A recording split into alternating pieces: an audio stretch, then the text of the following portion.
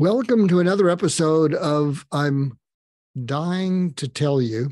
This is Dr. Mark Goulston, and I'm not imminently dying, but apparently my life is going to end much sooner than I thought. And what I wanted to do is to share some of the things that I've learned over a lifetime of listening. I wrote a book called Just Listen, and I've been listening to people for over 50 years. And I wanted to share things with you that I hope will add value to your life. And one thing I'd like you to do is I'd like you to look into my eyes. And I'd like you to see if you can see how utterly delighted I am to see you. You're seeing utter delight in my eyes. If you want to know what utter delight looks like, it's kind of the look you have when you come home and you have a dog and your dog runs up to see you and jumps all over you and their tail is wagging as my dog is, and they just look into your eyes with utter delight and you look into their eyes with utter delight. Why am I bringing this up? Well, I happen to be a grandparent, and I have the good fortune of seeing my 4 young grandchildren almost every day, and they're 4.5 and under. And I try to get home to be able to catch them. And often we will meet in the kitchen where it's my wife and my 2 daughters, and they're talking to each other about details they're involved in, none of which I understand. And my grandchildren will be playing with each other, and they're not ignoring me, but nobody is including me in the conversation. And I had this realization one day, which is what I wanted to share with you, is I thought, well, if I was kind of like my grumpy dad who died many years ago, I would just get up because I'm being ignored. I'd get up and I'd go check my email, check to see if someone else wanted to pay attention to me. And I was going to do that, but then I got a hint that maybe there was a reason I was there. And the hint I got is that even though my children can be multitasking and checking their phones, if I lifted up my iPhone, if I just went like this or like this, everybody in the room would give me the stink eye. Like, what are you looking at your phone for? You're not at work. And I thought, there must be something more to this than just nobody talking to me. So at that point, I decided to put the phone down and not look at it. But I would still be thinking about someone trying to text me, email me. I'm working on a bunch of projects. I wonder who's trying to reach me and involve me, because nobody in the room is doing it with me. And I thought, that's pretty crummy too.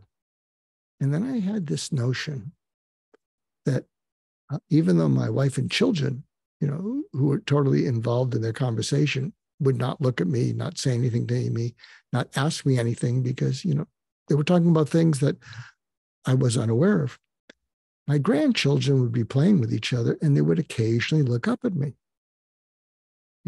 so I'd get their attention.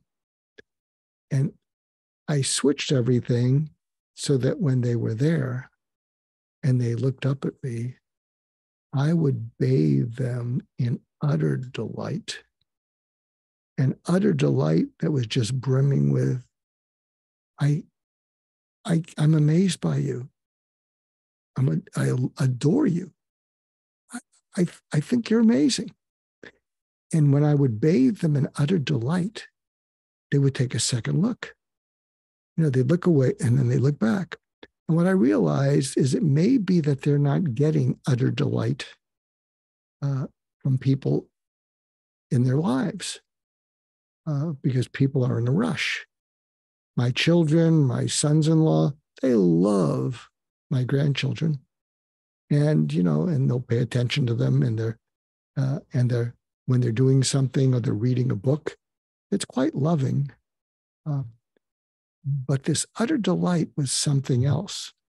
And I'm bringing it up because I'm not sure I gave it to my children or to my wife of 46 years after the honeymoon period. Still love her and she loves me and we're devoted to each other. But this notion of utter delight, I think it's something that's leaving the world. And I think people are hungry for it.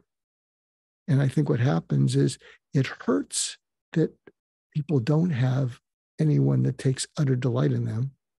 And so they instead turn to video games, shopping, buying, Instagram. And what they're looking for is utter excitement. I mean, excitement grabs your attention. It's wonderful, but it's not the same thing as utter delight.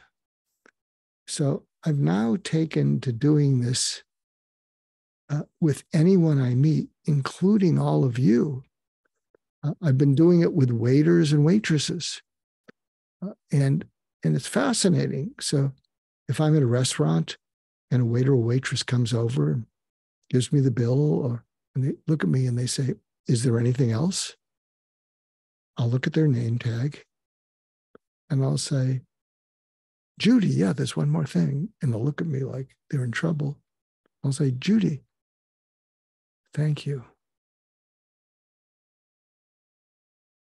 And I look at them with utter delight. And it's kind of, oh, okay. But as they walk away, it doesn't always happen. I'm sure some of them think, "Who is that weird guy?"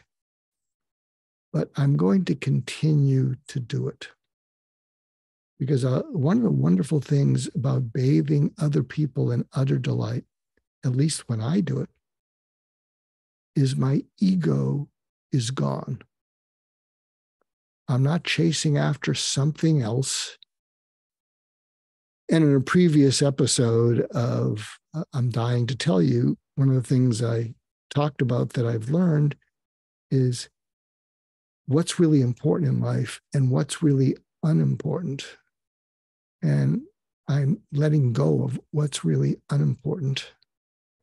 And I realize that what's unimportant is often driven by ego. And ego is exciting.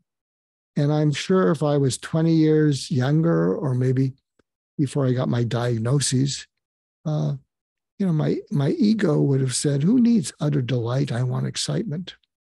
But I'm just sharing with you that if you can get this notion, if you can get some training and practice by looking into your dog's eyes and having your dog look into your eyes, and then go spread it in the world, I think we could make a difference. I think if we spread utter delight, we could put a dent into the world that's chasing after fleeting excitement.